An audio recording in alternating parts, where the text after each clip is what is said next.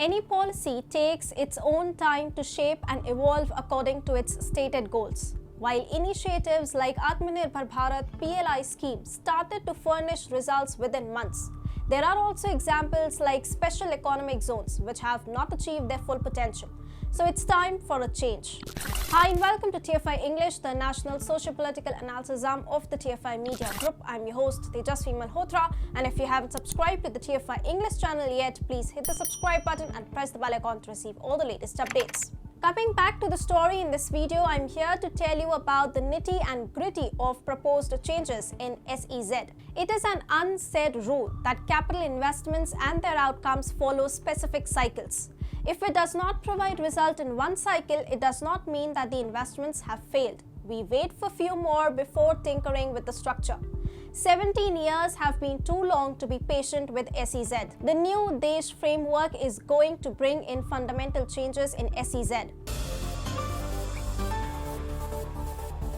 Soon, the Modi government will be introducing a new bill altering the motive as well as operational structure of special economic zones. It is named as Development of Enterprise and Service Hubs or Desh Bill.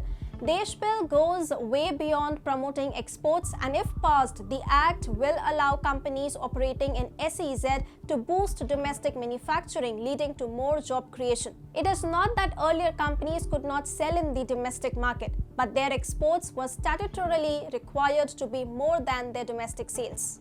In other words, their bank accounts were required to have more foreign exchange than the domestic currency. Desh legislation is more in line with ease of doing business mantra of the Modi government. According to the bill, there will be online single window portal for the time-bound regulatory approvals. Additionally, working on the cooperative federalism principle, Modi government has designed more roles for states in the bill. Instead of decision-making largely centered at Ministry of Commerce, now states would have the powers to approve imports or procurement of goods, monitor the utilization of goods and services, warehousing and trading in special economic zones.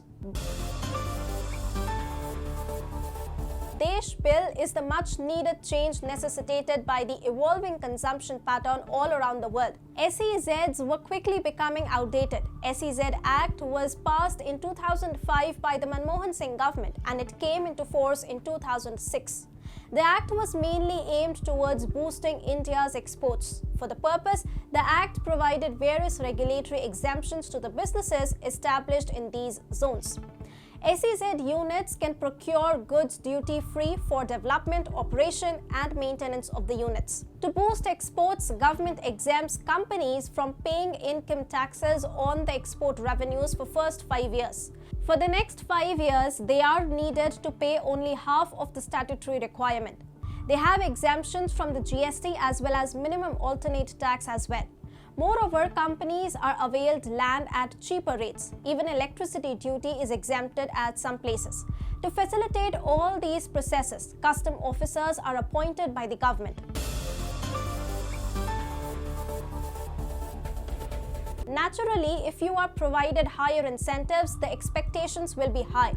SEZs have performed well in the past. In 15 years, the exports from these units increased by nearly 33 times from 22,840 crore rupees to 7,59,524 crore rupees. It came on the back of investments which increased from 4,035.51 crore rupees in 2005 to 6 has increased to 6,17,499 crore rupees in 2020 to 21. Even the employment generation went several notches up from 1,34,704 in 2005 to 6 to 23,58,136 in 2020 to 21. But even that is not enough and nowhere close to the potential these economic zones hold.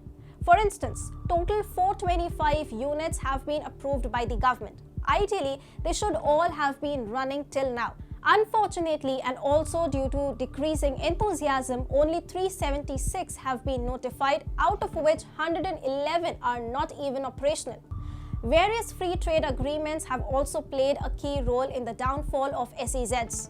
These FTAs allowed importers outside SEZ to garner more profits. Additionally, liberalized regulatory regime in neighboring countries also forced companies to look towards them before having close look on SEZs. Of late, SEZs have been finding it hard to fulfill their stated obligation, which is increasing exports. Their contribution in India's overall exports is under the risk of falling below 25%. Clearly, the alarm bell was ringing, but India's increased consumer spending gave government a hope. Now, with easier access to domestic market, SEZs are expected to re-emerge in upcoming years.